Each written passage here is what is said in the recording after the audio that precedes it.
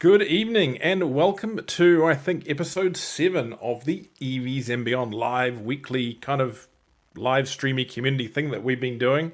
Thank you if you are joining us again. Thank you also if you're joining us for the first time. You are able to watch this on, as we said before, Facebook, LinkedIn or YouTube. The thing I tell everyone is probably the community is on Facebook, but the best viewing experience really is on YouTube.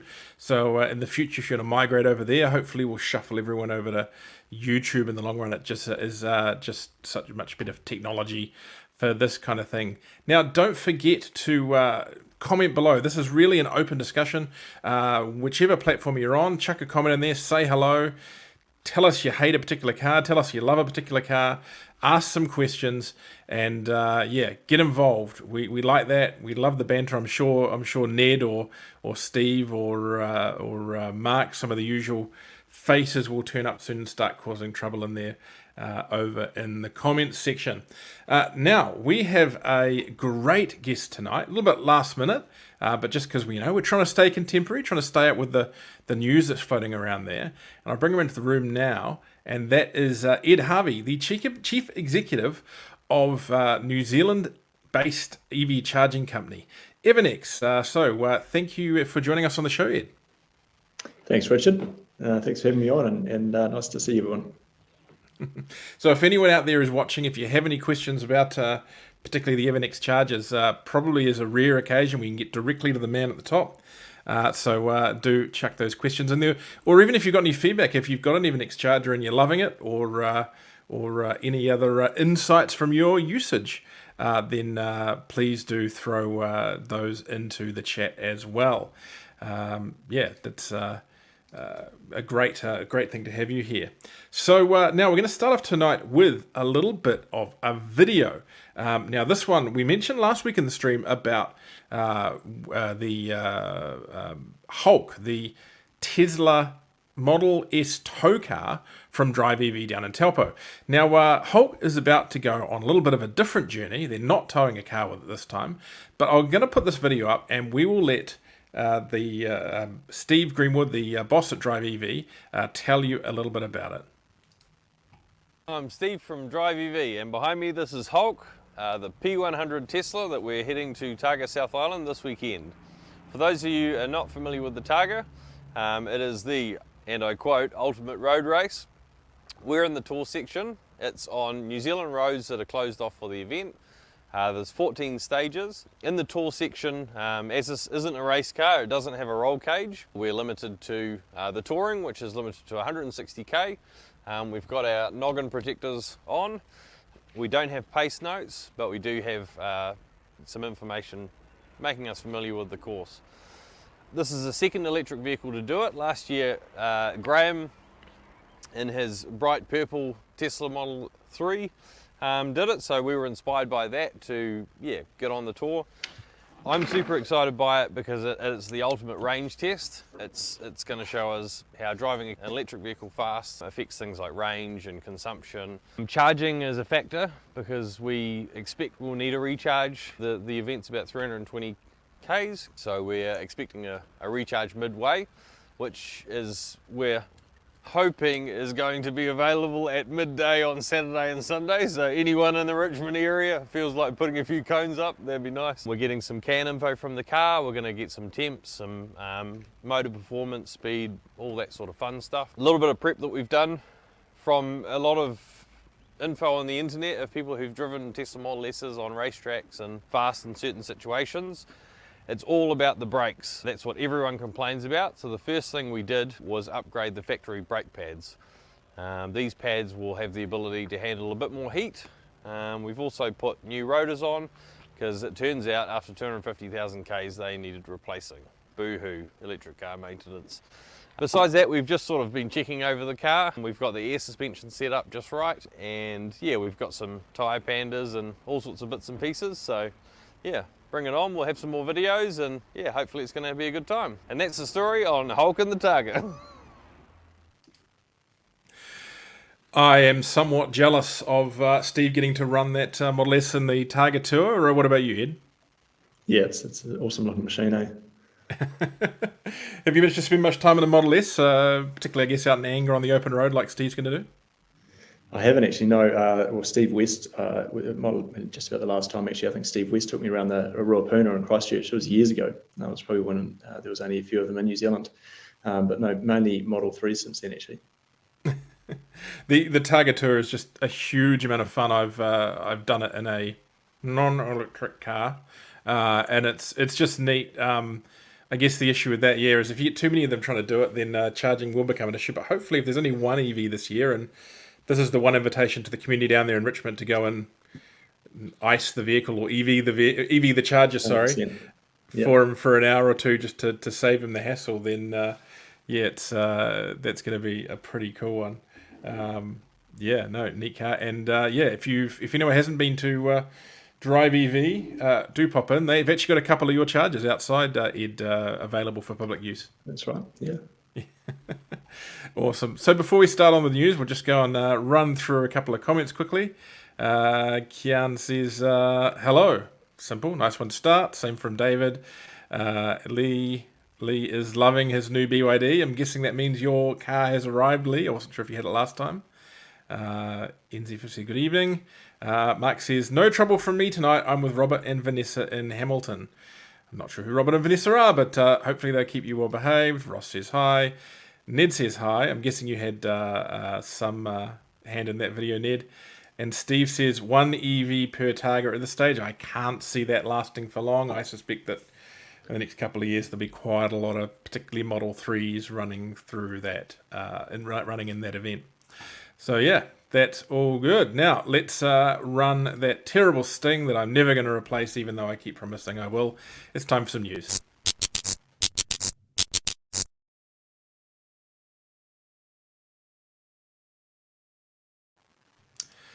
Right, so let's start the news off today with some price changes. The BYD Atto 3 and Hyundai Ioniq 5 have new prices. Now, they're probably a little bit old now, but I think we managed to run off from the last one. The local arm of BYD has lifted the price of its popular BYD Atto 3 just a few months after introducing the model in the New Zealand market. The Atto 3 was introduced to the market from $52,990 for the entry-level 50 kilowatt variant and $57,990 for the 60 kilowatt hour battery variant. The pair are now priced from $55,990 and $59,990 respectively, with the change coming into effect on October 1. Meanwhile, pricing for the updated Ioniq 5 is unchanged relative to the first-year model. The 58 kWh rear motor version is priced from $79,990, the 72.6 kWh rear motor model from $89,990, and the 72.6 kWh all-wheel drive from $97,990. Now, of course, we talked last week about the pricing of the Sanyong and Crandall eMotion. That's in there at $59,990. So kind of that $59,990 mark and the $79,990 mark is certainly becoming the two kind of hottest price points in the market. But, as I think we discussed recently on the show, we've definitely got some price rises coming across the board. There's just so much pressure on prices internationally, particularly with materials. Is there price pressure in your guys' part of the market yet? I mean, I think manufacturing locally may be a little bit easier, but certainly resources are getting harder to get your hands on, aren't they? Yeah, definitely, Richard. We've certainly had some supply chain challenges over the last couple of years. It's generally getting better, but there's 100% there's been some price increases across, especially some of the semiconductors, microchips, and things like that we use, cables, copper, obviously. Yep. Mm-hmm. Yeah, I think it's interesting with the Tesla Model Y. We're seeing so many deliveries at the moment, and I can't help but think that's Tesla trying to get as many in as they can before they are forced to raise the prices. It's just so hard out there. And I know speaking to one distributor, they were saying they'd seen something like 9 rounds of materials price rises coming through their system in the last 6 months or something. Right. It's just getting crazy. Now on to our next story. We're going to try and keep these moving tonight.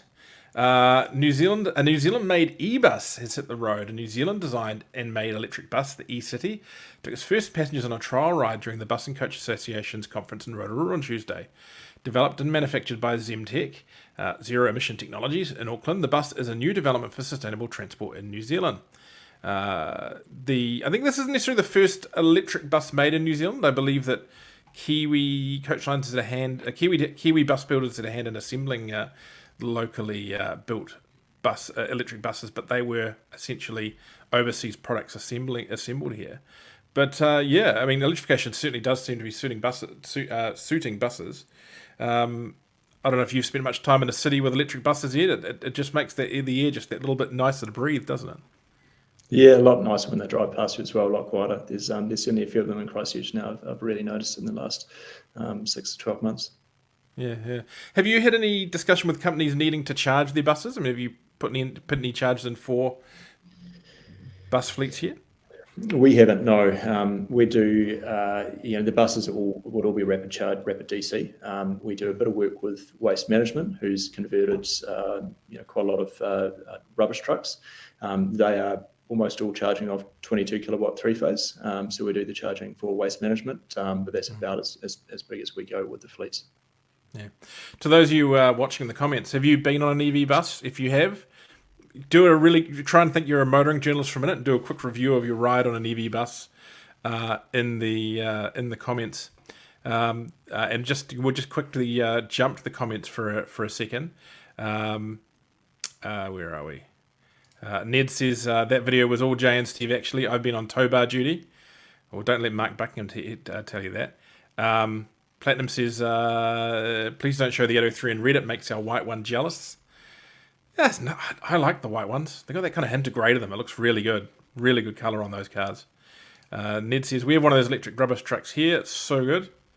And Rebecca's saying the same thing in regards to the 803. I'm wondering if Platinum and Rebecca, are you the same people? I'm starting to wonder. Yeah. I haven't actually been on an electric bus yet, so it's something I've got to change. We've had other staff who've done it, and they rather enjoyed them. Ross says, love the Wellington Airport EV bus. Yes, it was also good, I guess, with that they used the EV as a way of bringing back the electric buses. Mark says, yes, double-decker bus in Welly and a few in Auckland. They are great. Yeah, haven't been on them, but I've enjoyed having them drive past me, not choking me with diesel soot. Rebecca says, my son hacked my account. Okay. Now, on to the next one, and a less positive story. Tesla New Zealand sold a stained, damaged car as new. Tesla's local arm has been ordered by the Motor Vehicle Disputes Tribunal to clean and repair a new Model 3 sold to a customer earlier this year. Tribunal documents detail the case of one Tesla Model 3 buyer who obtained one of the popular plug-ins from Tesla New Zealand only to find the car to be stained and damaged. Specifically, the buyer noted that they found a coffee stain in the driver's side footwell carpet, scratches on the front bumper and under tray assembly, and a scratched wheel cover. They also found a black mark on the ceiling liner, a scrape on the boot lining, creased leather on the driver's seat, and scratches on the wing mirrors. I guess the silver lining of this is that we seem to be hearing a lot, way fewer issues with Teslas coming into the country now. It used to be a year or so or go back, the Facebook pages were filled with people comparing images of their panel gaps and other issues with their car. That seems to be largely eliminated. But in the comments, if you've taken delivery of a Model 3 and had issues with it, let us know. This one seems like a bit of a weird case, doesn't it, Ed? A little bit of a funny way to treat a customer handing over a car like that.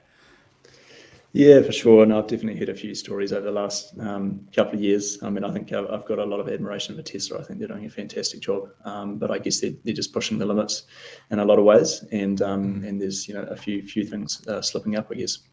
I think definitely the Chinese manufacturing has made a massive difference to the quality of the cars here. I've driven both, and it's kind of chalk and cheese as far as I'm concerned.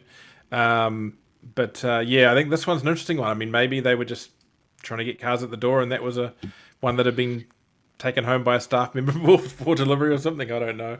But look, I think in the end they were forced to put it right, so that's important. Yeah. Now we'll get into kind of your area of expertise now, albeit we know you're in the AC field, and this is for now, and this is a kind of a DC discussion. But the European Parliament has actually set some grounds on what they think, what charging they think needs to be available for EVs, and particularly EV tourism. They're saying cars should be able to recharge every 60 kilometres with electricity, or people will jump in from the comment section because there's some certainly some opinions about this. Refuel with hydrogen every 100 kilometres along main roads, and ships should be able to use port power to help the European Union become climate neutral by 2050.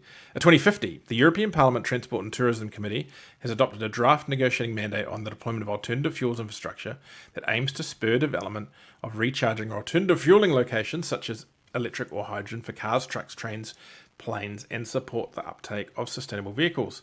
According to the adopted text, electric charging pools for cars would have to be deployed at least every 60 kilometres along main EU roads by 2026. We're probably not that far off that, I would have thought, Ed, when you start looking through New Zealand's charging network. That's kind of about, I think that's about the kind of distance that we've kind of set up in New Zealand, be it AC or DC.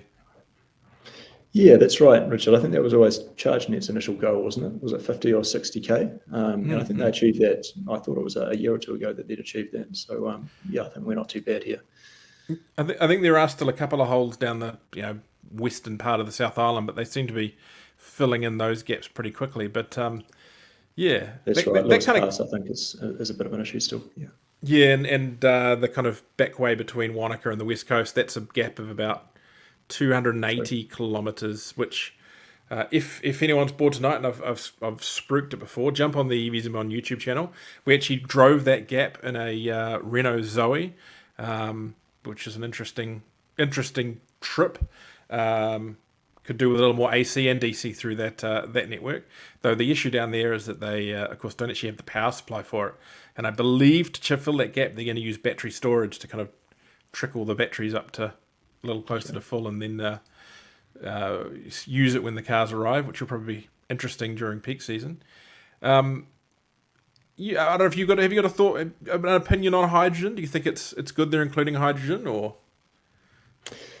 I think it's. I think hydrogen will probably have limited use in light vehicles. I do see some potential for heavy vehicles, potentially even planes, trucks, that sort of thing. But I can't see a lot of opportunity or sense in it personally at the moment for small passenger vehicles. Yeah, I think interesting that they've included ports. That ports need ship chargers, which is pretty darn cool, because I'm sure when you're importing your raw materials for your chargers, you'd be a heck of a lot happier if they were coming in on a nice electrically powered, climate neutral ship.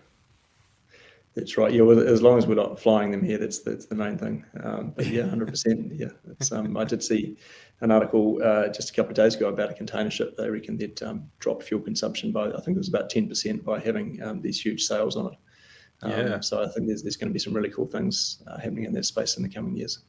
Yeah, awesome.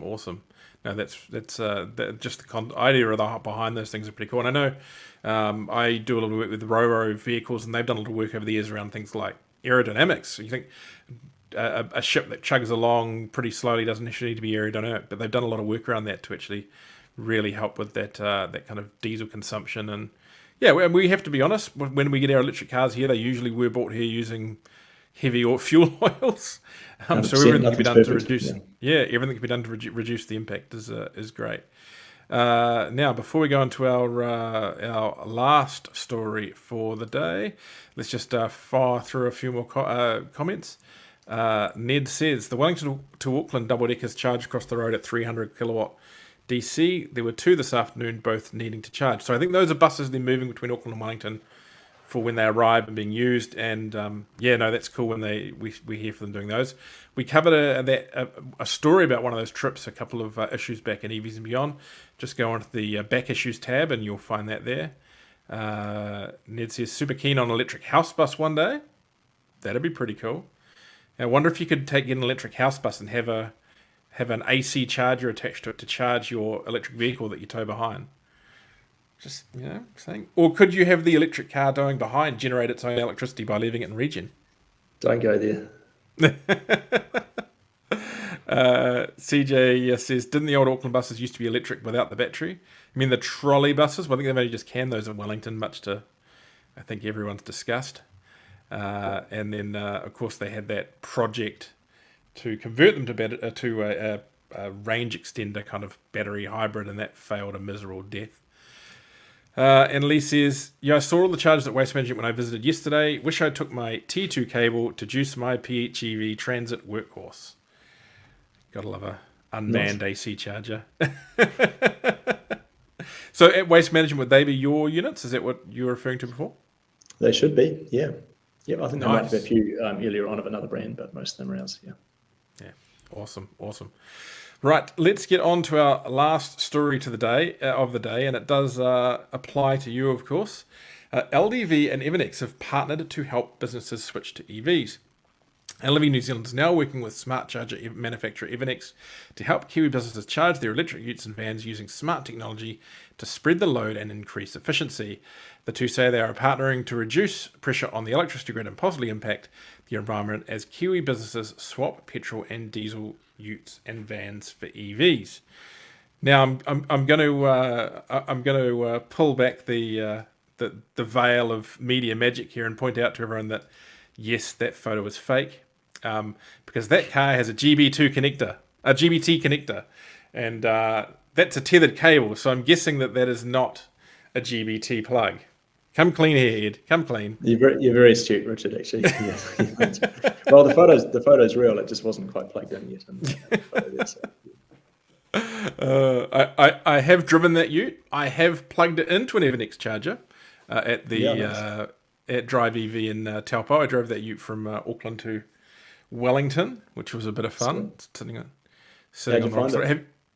yeah, look, it's very much I call it a first generation product when it comes to electric utes. But I think for a lot of fleets, it's going to do the job.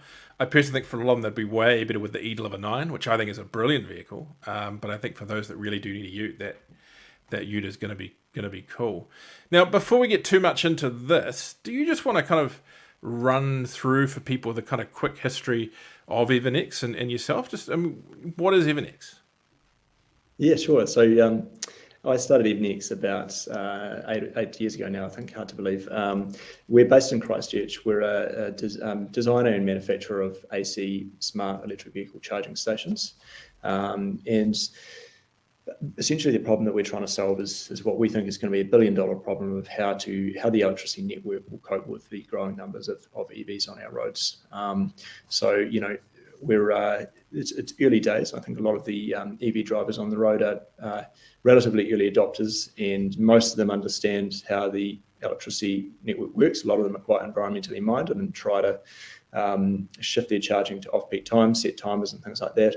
But we definitely feel and have seen as well from overseas that with more and more of the sort of later majority getting into EVs, people will just generally sort of revert back to that behavior of plugging in when they get home and then relying on some other system to manage their charging to basically optimize for electricity cost and also optimize for carbon emissions. So those are two of the biggest factors for us. And we think in the future it won't quite be so simple as electricity prices getting cheaper at say 9 p.m. or 10 p.m. So that's what you set your timer for. There's going to be a lot more renewable energy on the grid. We're seeing in 2027, 2028, there's going to be a massive influx of solar installed in New Zealand as well. So that's actually going to shift the dynamic and shift some of the incentives for when people should charge, both from a financial and environmental perspective. So Evenex is essentially working very hard to build a really great product that our customers love, really good solar integration. So if you've got solar at home, the charger links in really well with that. But also act as a link between our customers and the electricity industry so that we can optimize for those two factors. And in the future, actually work towards providing some sort of a bonus or incentive for our customers to sort of participate in those systems as well. We'd love to see a future where if on a really cold winter's night or cold winter's morning, like we had a week or so ago, or if there's a generator drops out, that if a customer agrees for their charging to be slowed down or turned off for a period of time, then they're actually going to get rewarded from the electricity industry for doing that. So, we don't think it makes sense to significantly build out infrastructure to cope with all the EVs being able to charge at once. We think we can be a lot smarter than that. And so, that's what Evenex is all about. Mm-hmm. But that needs to be done in a way that's, I hesitate to use the word, but idiot-proof for the customer, isn't it? People should just be able to plug the car in and the software or discussions between the providers does the rest. You shouldn't have to be plugging your car in at particular times to meet everyone else's needs, essentially. That's right. Yeah. So our vision is that people just plug in when it's most convenient, probably when they get home from work, and we're doing all the work in the background to make sure that that customers' charge is going to be as cheap as possible, and that the carbon emissions of that charge are going to be as cheap as possible. And those will usually be the same or result in the same sort of charging hours, but not always. Mm-hmm. Let's just go back to the start. How did Evenex actually start? I mean, what was the nucleus of how you guys got going? Look, I studied electronics engineering at Canterbury and Canterbury University, and for some reason, ever since I was probably like 9 or 10, I wanted to build an electric car. And when I was in my last year at university, I finally got to do that. I converted my car, which was a Honda Accord, into an electric car. It was about 150 kilowatt DC motor and I think about a 20 kilowatt hour lithium iron phosphate pack. So that was about 10 or 11 years ago now, I think. And I just really always wanted to get back into the industry. I'm hugely passionate about renewables, electric vehicles. I think they're a huge, they go a huge way to helping solve some of our transport issues. And I worked for a couple of years as a hardware engineer after I graduated, and then started EVNEX after that. And it really did start kind of in the garage, and it was just me for a year and a half or so, and then ended up getting some investment and getting into a business accelerator and getting some sort of co-founders on board, and the team's grown since then. Fantastic. And you build the chargers in New Zealand, is that right? That's right, yeah. And what's the advantage of that? I mean, like, and a devil's advocate, surely you could build them for a fraction of the price up in China or something like that. I mean, Look, it's not as simple as a lot of people think. I think manufacturing. One of the great things about how we operate, and I'm sure Elon Musk would probably say this as well about certainly the early days of Tesla, SpaceX, and that sort of thing, is that we have our engineers very, very close to where the product is being built, so in the same building. So the people that are designing the products, mere meters away from the production line. That means that we can have very good control over our production improvements, design for manufacturing, things like that. So if something's a little bit difficult to manufacture, or if we're not getting that yield that we hoped, really fast feedback back to the engineers, and I think that makes a huge difference. There have been a number of New Zealand businesses, manufacturing companies that have tried manufacturing offshore and then actually bought it back. And it's something that I'm really passionate about. I think New Zealand, we need to be thinking more outside of just the primary industries and tourism, and we need to be diversifying how we make money. So I think manufacturing where it makes sense, as long as we're not shipping components here and then shipping the charges back to Europe, which wouldn't make much sense. Where it makes sense, there is I think real opportunities for manufacturing in New Zealand, and it's something I find really exciting. So how big is your team down in Christchurch? We've got about 25 now. Oh, how many of those are kind of engineering? How many are building them? What's the split? We've got 2 people full-time manufacturing, and we've got about 6 people in our sales team, I think, and probably 9 or 10 or so in engineering. Yeah, and then sort of operations, finance, things like that. Now, I may have this wrong, but from what I've seen, most of your chargers are sold on kind of an installed package basis. I mean, that must simplify what can be quite a complex situation in regards to charges, and that it's very much not a one size fits all when it comes to installation. I mean, how do you account for that? Some people want their chargers right next to their power board, like mine is, and some people need them a million miles away, and some people have a certain amount of power available.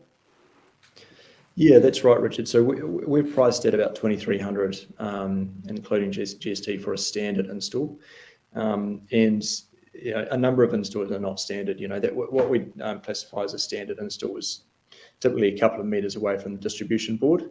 So really a direct feed. But often for people that's not the case. That might be around the other side of the house. In extreme cases, it might require trenching, things like that. So the price definitely can increase from that, and that can be a barrier for some people looking to install a charger at home. Mm-hmm. Random question, I guess, just more down to installers. What do you find people prefer more, having a tethered cable or a plug? I mean, have you any thoughts around what's the advantage or disadvantage of either? That's a great question, actually, and probably a little bit contentious. We probably do a split of about 70%. 60, 70% would be tethered, and the rest would be socketed for residential installs. Personally, I much prefer tethered. There's less things to go wrong. We do get quite a lot of support calls from people that have socket chargers where they haven't quite plugged the plug hard enough into the charger. Maybe it's been sitting there for a couple of months. If they just leave it there and then it sort of slowly kind of gets knocked a few times and sort of wobbles out, and they forget about it and they can't figure out why the car's not charging. Generally it's just it's simpler, and we think it's quite often if you've got a separate cable, then it makes sense probably just to leave that in the boot so you're not having to constantly unplug it from the charger every morning and then put it in your boot, if that makes sense. Mm-hmm. That's yeah, and you do everything up to like 22 kilowatt. I mean, I'm guessing most people really only probably need like single phase 32 amps 7 kilowatts. Is that the majority? Yeah, it's rare that we would do 22 kilowatt in a residential location. 7 kilowatt, as you say, it's 40, 50 kilometers range per hour. It's generally easy enough for most people's commute. Mm-hmm. Okay, cool. We'll answer a couple of questions from the boards now, just to get those out of the way, so they don't get too far down. Now, Steve Greenwood says, "Hi Ed," and Steve actually has. Well, he's from Drive EV. They have the Evenex chargers there. Does Evenex have any focus on V2G? Hi, Steve. Look, it's something that we are looking into quite carefully. It's quite a challenging space for a lot of businesses to get into, and I'll explain why. First of all, DC charging is quite a lot more complex than AC charging, as I'm sure you'll be aware, Steve. The second reason in terms of why V2G is a bit of an unknown at the moment is there is quite a lot of uncertainty in industry whether or not the bidirectional capability will end up being in the vehicle or in the wall-mounted charger in the future. So we've got some products like the Wallbox Quasar and things like that are true V2G wall charger units. But the auto industry still seems to be deliberating about whether or not the future is actually for that bidirectional power conversion technology to stay or to go in the vehicle. We are seeing more and more cars with vehicle to load capabilities like the Hyundai Ioniq and things like that coming out now. So there's sort of a question of, well, maybe it just makes sense to have that in the vehicle and leave the charger as an AC unit, and the vehicle's basically outputting AC back into the grid, which would obviously need to be compliant with local regulations, things like AS 4777, which is the solar inverter regulation. So we'll be doing a similar thing to a solar inverter, really outputting mains back onto the grid. So maybe the vehicles will actually become compliant with that, and all that technology stays in the vehicle. So we are watching it very closely. We're interested to see where the industry goes, but a little bit hesitant to kind of jump into developing a product in that space until it's a little bit clearer what's going to happen, because it's millions of dollars in R&D cost to bring a product like that to market, and realistically probably 2 to 3 years. So yeah, that's where we're at the moment. And I believe most of the technology that's out there at the moment, and particularly like as we mentioned, the Wallbox Quasar, that's based on CHAdeMO standards as opposed to That's right. CCS. Yeah, I know from my time traveling up in Japan, vehicle to grid is more V2H, vehicle to home, is actually not uncommon there. Most Nissan and Mitsubishi dealerships have it on site, particularly in the more earthquake or emergency prone areas.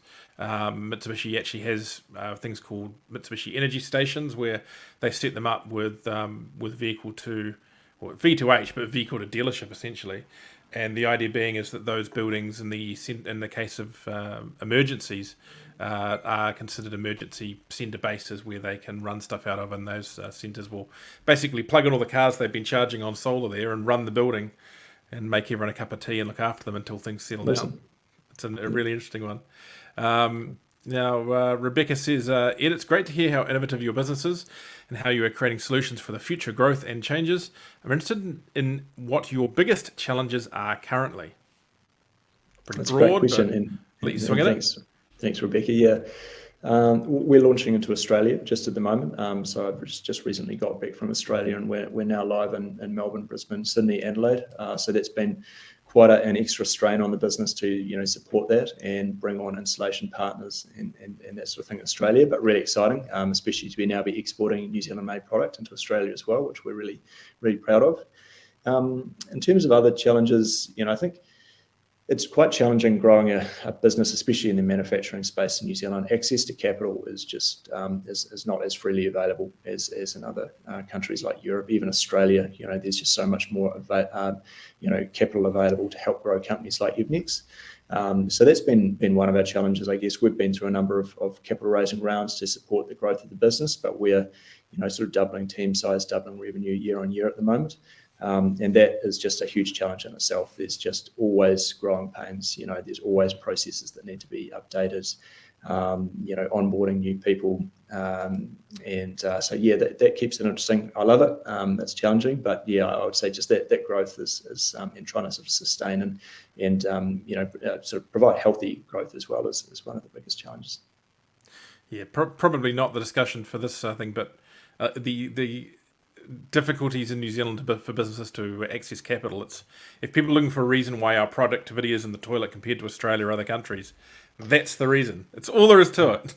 Yeah, I agree, Richard, but we won't go into it. Yeah. Rebecca again. Do you have a product worth integrating to a solar zero system with grid use capped at 8 cents per kilowatt? That's a very specific question, that one. That's a good question. So grid use capped at 8 cents per kilowatt. So does that mean, sorry, the sell back? I think she's talking about a sell back rate, yeah. Yeah, look, I think so. So I'm not super familiar with the solar zero system, but essentially how our system works is there's a power sensor or a current sensor that gets connected into your switchboard. That measures how much your total home is importing or exporting from the grid. And if you have a battery, then that kind of gets netted into that. So if your battery is fully charged, your home battery is fully charged, and then you start exporting, say, 2 kilowatts or 3 kilowatts into the grid, then it will, instead of exporting that to the grid, it will divert that to the car. So that's kind of how it works. So depending on whether or not you've got a battery, that might kind of help you figure out how that works. But our system very closely matches the live, basically, solar generation. So if a cloud goes in front of the sun, then the charger will stop very quickly, and then cloud goes away and it will start again. So it's very dynamic in that sense. But if I didn't answer the question well enough, feel free to just send an email to ed@evenex.com or sales@evenex.com, and very happy to dig into it a little bit more. Awesome. The whole idea of dynamic charging and so forth is interesting for so many reasons. But we've had a charger installed in our garage recently, and we've got on the switchboard one of the little dynamic load meters that can turn the charger up and down based on that. And I just love having the little digital screen on that one, being able to see at a glance how many amps are running through the house and watching which cars take what. It's so nerdy. I love it. Yeah. This one I'm not sure you're going to be able to answer unless Tricia maybe provides more information. But there are 2 Evenex chargers at my work located side by side. One runs slower than the other. Why is that? Oh, I might need more information on the site. Again, that might be an email question, but sometimes we do set charges up on load balancing, and which will mean that if there's a building constraint, or if one of the chargers is operating at full speed, it might dial the other one down a little bit. So there could be some sort of site-specific constraint happening. It's possible that one of them is 22 kilowatt 3-phase and the other 7 kilowatt single phase. Depending on which vehicle you're charging, that could be something. But yeah, definitely do feel free just to email us support@evenex.com, and we can definitely take a look at that. Yeah. Am I wrong? And I think I've understood this before. Sometimes if you're not set up right, plugging a single phase charging car into a 3-phase charger can result in getting a lower than 7 kilowatt result out of it. Is that correct? Yeah, that's right. If a charger is set up to be 16 amps per phase, it's a little bit counterintuitive for a lot of people. But if it's 16 amps per phase, multiply that 3, then that's 11 kilowatt. But then, if you plug a 7.4 kilowatt single phase vehicle into it, then it will only be able to pull 16 amps from that one phase that the vehicle can access. Hence, it charges at 3.7. I'm going to take a wild guess that that's the issue there, Tricia. I suspect that one of those chargers is 3-phase and one of them single phase. Maybe. Could be, yeah. Tricia sent your email, so we can sort that one out. Yeah, good.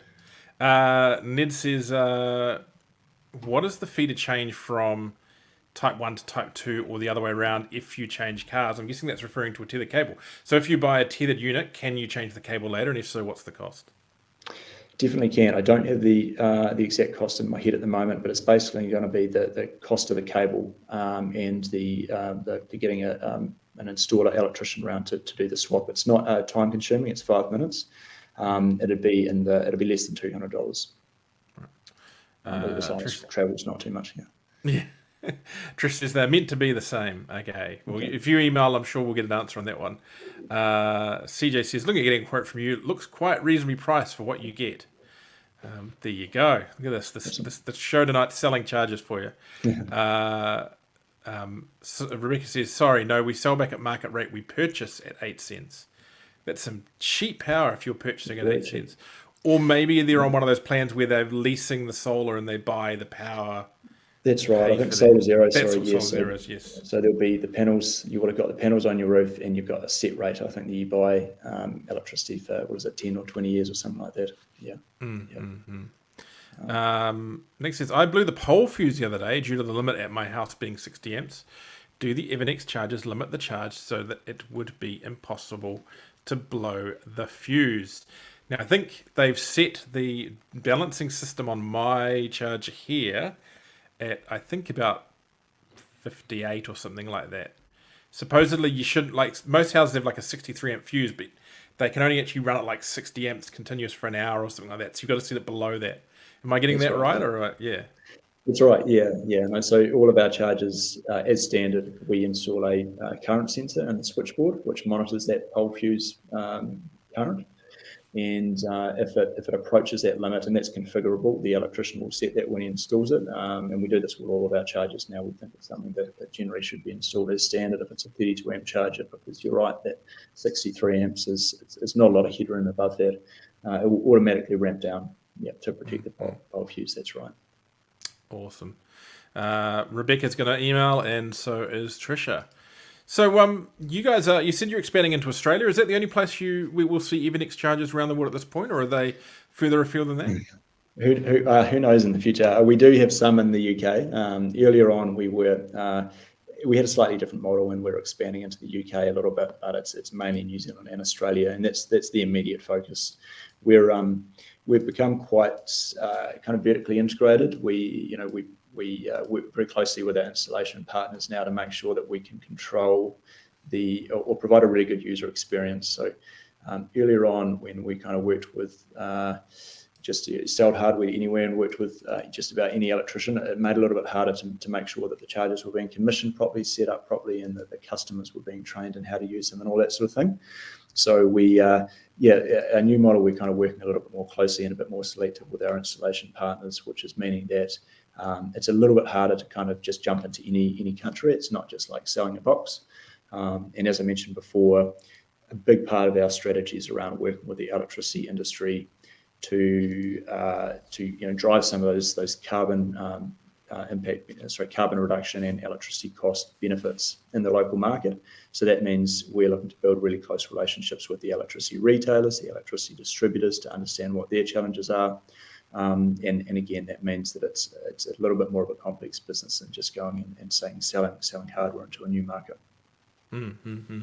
Now, let's talk about this deal you guys have announced yesterday, I think, with Relationship. You've teamed up with LDV, who are really in New Zealand kind of leading the charge, cheesy, in getting EV commercials out there into businesses' hands in New Zealand. What's behind this? I mean, why? How important is it these companies are looking at partnering with the charging product when they bring these vehicles on board? I guess it makes a massive difference to the usability or the use case of these vehicles. Yeah, that's right, Richard. Most of the auto brands now, are partnering with or finding a preferred charging partner, and I think it just makes it a lot easier for a customer who's kind of not particularly up to speed in the space to have some confidence that they're getting a solution that's going to be supported. It's obviously compatible with their vehicle, and is reliable. So obviously, LDV customers don't have to use the Evenex product, but we're sort of there as the preferred charging partner, obviously really well tested with those vehicles and that sort of thing. So it's all about that buyer confidence. What are some of the unique challenges that businesses, particularly when they're dealing with these commercials, I mean, they've generally got large batteries in them, need to face when they're bringing these on board? I mean, it's somewhat of a different solution needed than when you're just driving an EV to work every day, maybe 80 kilometers max or something like that. These are vehicles that are really doing some miles and really doing it with potentially loads on. That's right. Yeah. So look, I guess a lot of people that have bought an electric car just for their personal use may be finding that the 3-pin plug isn't enough for their commute. It's probably going to be less the case with fleet vehicles, just because, as you say, they're getting driven long distances, and having that kind of at least that 7.4 kilowatt or more charging speed is kind of much more important with those fleet vehicles. Access authorization, so RFID cards, things like that, making sure that you can prevent unauthorized people from charging if it's in a public location, and B, also cost tracking. So if you've got multiple vehicles or employees and you want to be able to track how much it costs to run each vehicle, then you can do that through our system. One of the other things that we're finding is that a lot of employers are finding that it's actually easiest for their employees to charge at home at night. So that might be a tradesperson, electrician van or something like that, and they're going to go straight from home to site in the morning. They might not be going to the office. They might be going straight to site. It makes sense to be charging up at their house overnight. And with our technology, that's one of the things that you can do as well, is the chargers are all smart, they're internet connected. So that metering information is available for the employer to reimburse that employee at the end of the month for their electricity cost, which is really handy. And it can actually be more cost effective to get a charger installed at an employee's house than, say, putting in a bank of them at your office, especially if you don't own that office building, or potentially there's not a lot of power availability or something like that. Mm-hmm. Now, this one's definitely for the paperwork nerds out there. My understanding is that WorkSafe still considers electric vehicle charging at home a hazardous activity. Is that something you guys have had to deal with? Look, I think you've got to be careful not to sort of overstate the risk. There are certainly some risks, but I think, managed well. I think if you've got a dedicated charger, it certainly helps. And as an employer, you're going to have that added level of confidence if you've had an electrician go in and install a dedicated charger for your employee. With the 3-pin plug, there's always a risk that, maybe the home wiring is a little bit older, that somebody might not realize that they should use an extension cord, a cheaper extension cord or something like that, and leave it coiled up. So there are some of those factors that you just have less control over if one of your employees is charging using the 3-pin plug. So I think that's where some of that guidance comes in. Mm-hmm. And I guess just looking at the notes you guys have put out here in regards to, in partnership with LEV in regards to this, there's certainly going to be some more interesting installations you have to do around this kind of stuff. I mean, are we going to see like electric vehicle chargers on the side of cow sheds and that kind of thing now? And some of these more unique installations, they must bring up some challenges in regard to durability or, again, safety, more, pumping wiring power into places that it isn't necessarily been before. I think we will. Yeah, no, and look, I grew up on a sheep and beef farm up in the Awatere Valley in Marlborough, and personally just hugely keen to see more tradespeople and more farmers start getting into electric vehicles. It's a bit of a barrier. There's probably a little bit of a cultural barrier there as well, but I think once people realise that EVs have obviously got huge torque, once we get some more four-wheel drive models, people will love them. Farmers will love them as well because they're quiet. They can drive them, behind stock quietly and things like that. Don't have the engine noise. So yeah, I think there will be plenty of those installations that you speak of, Richard, and I think it's going to pick up really quickly. Fantastic. Just going to people in the comments, if you've got any more questions, please do come up with them soon, and because we're going to start winding up soon, but we'd love to fill in a few more questions, people, if we can. Have you tried any of the LDV commercial product? Have you had a chance since this is come through to do that? I know you're at the opposite end of the country to where LDV is based, but yeah, I've seen the ute. I've sat in the ute when it came to our office for the photo shoot. Unfortunately, I haven't had a chance to drive it yet, but it's pretty awesome seeing the first EV ute in the country, and I think it's going to go really well. Are you driving an EV yourself? No, yeah, I have to be, wouldn't I? I've got a Nissan Leaf, third generation Nissan Leaf that I've had for a couple of years. You've not been tempted to jump on the Tesla bandwagon? Oh, I'd love to. I think for me, it'd be a tough choice, probably between a Polestar and a Tesla Model 3. I think if I was to buy something new at the moment, but there's so much, so many options now. It would be a pretty hard choice. Now, just kind of a last question for me on the commercial side. If we're talking about, we're talking about managing load around the New Zealand's grid, but the car, issues around when's the most efficient time to charge from a carbon perspective and so forth. Yeah, as we've said, people at home probably have more of an ability to be flexible with how they're charging. What, specifically will you guys be doing with some of these people that might have a fleet of 50 vans and have to have them charged every morning to get the loads out that next day? I mean, how are you guys going to look at that? What's the process? Yeah, and look, the customer always has the ultimate control over what happens, Richard. Make that really clear, and that's the same with home customers as well. We would never kind of dictate when someone can charge. It's more just saying to them, there's going to be these benefits if you wait for a while, but you can always override that if you want. And same with businesses. I think what we're seeing is most of our commercial customers, the average start time is 8 a.m. For when vehicles plug in, and they might want to charge quickly for an hour or two while they do some paperwork and then head out again. So there's definitely going to be some times when they need that.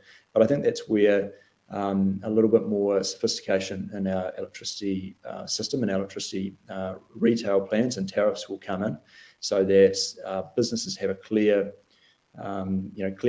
pricing incentives to shift their charging behaviours. And it may be that they're quite happy to pay that premium for electricity at those times. But if they are able to shift that, or to provide Evenex the license to shift that, then they can do that and save a bit of money. Kind of a last question from me. We've talked a lot about AC Night. That is your base thing, but we have a network of charging around New Zealand with an awful lot of Australian representation in the form of Tritium. Are you going to give the market a New Zealand developed or New Zealand built DC charging option at some point?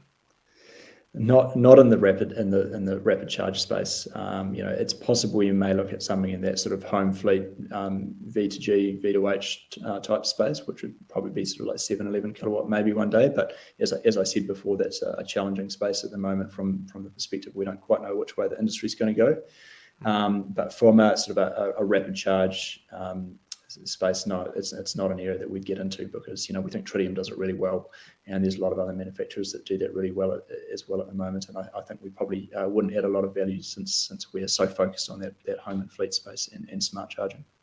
Try and do one thing brilliantly rather than a whole pile of things averagely. Yeah. Let's run through just the last few questions. Justin says, which British explorer? I think that might be Ross. Is that Ross? Justin, tell me if I'm wrong. I'm trying to think back to my teams at a pub school quiz. The team's at a pub quiz at the moment. I had to leave and come back here to the office to do this. That's probably what Justin's talking about now. So I had to walk out of the pub quiz. If we're not too late, Justin, I think it's James Ross. Maybe wrong. I'm glad you could pick that one up, Richard. I'm hopeless at them. NZ5050 says good risk assessment and training will fix that. I believe NZ5050 was asking whether he could take a tour of your facility earlier on in the comments, but I'm sure you could email and ask him, see how you go on that one. Very happy to just drop in and have a chat with us. Lee says having 240 in the truck beds is a game changer for tradies, I reckon. I agree, 100%. Yep, they can take their air fryer to work to cook their pie. Bruce says, I've been told charging at home can void insurance. Should there be an issue like a fire? Have you heard this? No, you'd have to be doing something pretty silly. And look, I haven't looked into this in detail, particularly with the insurance companies, but I've never kind of heard that. I think you would have to have, say, modified a charger in an illegal way, or be using some sort of illegal hardware. Perhaps it hasn't been certified for use in New Zealand. It's something that you want to check as well. If you're importing something off AliExpress or something like that that doesn't meet the New Zealand regulations, there is a bit of risk there. I'd be careful with that. Just don't do that. Yeah. But otherwise, if you're using product that's has a certificate of compliance and that sort of thing, you'll be absolutely fine. Yeah, if you can't get a certificate of compliance for it, start to rethink what you're having installed in your house. I would think. Yeah, my daughter sleeps about 10 feet from my charger in an electric car. I don't want anything going wrong there. Trish said, "What's the length of warranty on your chargers, please?" 3 years is standard, but designed for 10 years at least. Awesome. And why were I guess anyway? No good for those who charge at night. Well, Who work at night? who work at night? Yeah. Well, I guess if they're working at night, I guess they're sleeping in the day, so they could charge at home during the day. Off solar, 100%. Yeah, that's what a lot of our customers are doing now, and it's a huge way just about get free charging. So yeah. Awesome, cool. Look, before we wrap up, anything else you want to say? Tell anything else want you say to spruik your New Zealand-made product? What's the best place people can go to get more information? EVNEX.com, or you can just Google Evenex. And look, if there's anything we can help you with, we'd love to help out. We're always keen to hear feedback on the product as well. If there's something that hasn't worked that well, or the installation process wasn't that smooth, or you'd like a new feature in the app or something like that, we generally try and be really responsive with things like that. So, always very happy to just take your call or email, and we'll see you right. I'm going to put up a comment there. I'll let you answer that one. Discount, please. Oh man, give us an email and we'll see what we can do, depending on how complex the install is. There you go. Email. Was it Ed? What's the email again? Ed@evenex.com. Ed@evenex.com. If you saw it on this channel and you wanted to grab a discount, email Ed. Making no promises, but we're being cheeky here. Anyway. Exactly. Look, thank you so much for joining us, Ed. Thank you everyone else for coming along and watching the show again. We will be back next week. I'm not sure who we've got on next week, but there'll certainly be something interesting to watch. We will see you next time. Don't forget, keep an eye on the website for more news. Keep an eye on the YouTube channel for more great videos when I get a chance to edit them. Check out the EVNEX website, and we will see you all next week. Thanks, everyone.